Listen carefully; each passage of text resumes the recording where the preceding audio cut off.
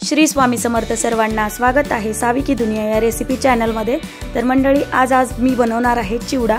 तर मस्त असा चटपटीत चिवडा कसा बनवायचा आणि चिवडा वातड होऊ नये म्हणून काय करायचं, त्या महत्त्वाच्या काही टिप्स कशा वापरायच्या हे मी तुम्हाला सांगणार आहे। तर व्हिडिओ शेवटपर्यंत नक्की बघा। तर चला रेसिपीला सुरुवात करूया। चिवडा बनवण्यासाठी सर्वात महत्त्वाचा घटक म्हणजे मुरमुरे। मी अर्धा किलो मुरमुरे घेतलेले आहेत आणि लसूण आणि जिरे वाटून घेतलेले आहेत। लाल तिखट 2 चमचे लाल तिखट घेतलेला आहे। अर्धा किलो चिवड्यासाठी जास्त तिखट नाही।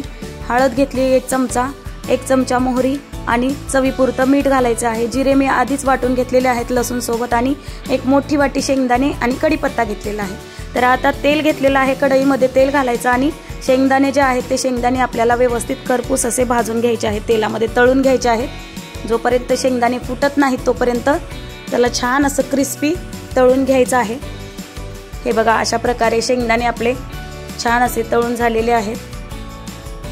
दाताखाली घेतलं की मस्त असं ते शेंगदाणा लवकर असा करकरीत वाजावा अशा प्रकारे शेंगदाणे आपल्याला तळून घ्यायचे आहेत। आता हे तळून घेतलेले शेंगदाणे जे मुरमुरे घेतले आहेत त्याच्यावर टाकून द्यायचे आहेत आपल्याला।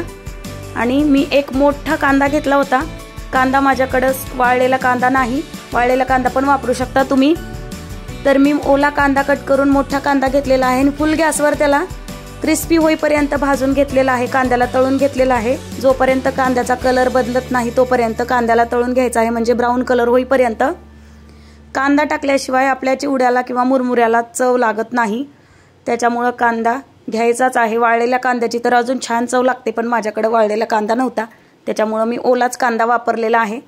अशा प्रकारे कांदा पण मी छान असा भाजून घेतलेला आहे, त्याचा कलर पण चेंज होईपर्यंत भाजून घेतलेला आहे। आणि आपण जे शेंगदाणे टाकले होते चिवड्यावर त्याच्यावरच आपल्याला हे टाकून घ्यायचं आहे सर्व।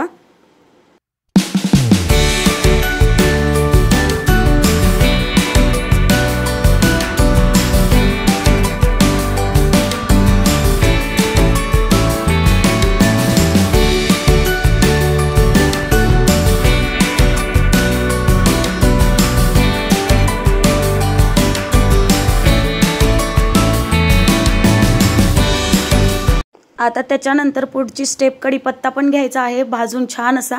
कढीपत्ता तुम्ही नंतर फोडणीमध्ये टाकू शकता, पण मी अगोदरच क्रिस्पी असं भाजून घेतलेला आहे कढीपत्ता। माझ्या घरचाच कढीपत्ता आहे त्याच्यामुळे धुवायची काही गरज लागली नाही। अशा प्रकारे कढीपत्ता भाजून घेऊन परत त्या मुरमुऱ्यामध्येच टाकायचं। हे तेल मी शेंगदाणे आणि कांद्यासाठी जे तेल वापरलं होतं तेच तेल यूज करते, शेवटपर्यंत हेच तेल यूज केलेलं आहे मी। अशा प्रकारे सर्व टाकलेलं आहे। आता चला चिवड्याला आपल्याला फोडणी द्यायची आहे। त्याच्यासाठी पॅनमध्ये तेल घेतलंय, 4 चमचे तेल घेतलेलं आहे मी। त्याच्यामध्ये मोहरी घालायची, आपण जे लसूण आणि जिरे वाटून घेतलेले होते ते घालायचे आहेत आणि त्याला व्यवस्थित असं मिक्स करून घ्यायचं आहे। त्याच्यानंतर 2 चमचे हळद घातलेली आहे मी आणि त्याला पण मिक्स करून घेतलेलं आहे। तेल जास्त गरम असल्यामुळं लवकर गरम होतंय। आणि लाल तिखट घालायचं, मिक्स करून घ्यायचं परत एकदा आणि चवीपुरतं मीठ घालायचं आणि हे सर्व एकत्र करून घ्यायचं आहे आपण जे मिक्स केलेलं आहे।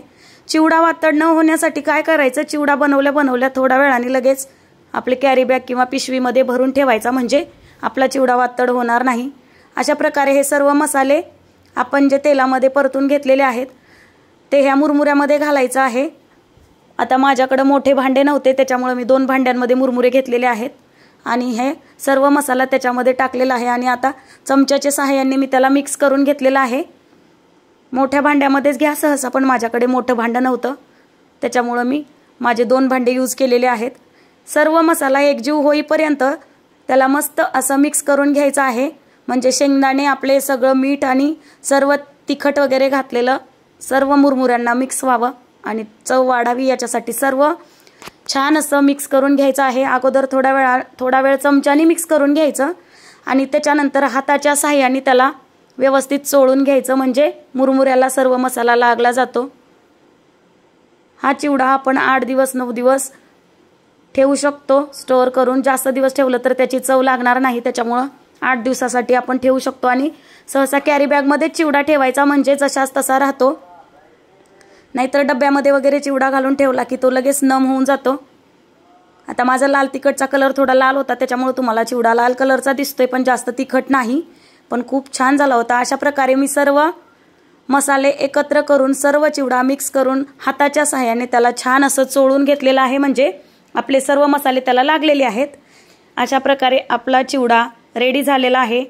ह्याला फक्त 5 ते 10 मिनिटच लागतात चिवडा तयार करायला, काहीच वेळ लागत नाही, पण खायला खूप छान लागतो आणि एकदम कुरकुरीत चिवडा बनलेला आहे।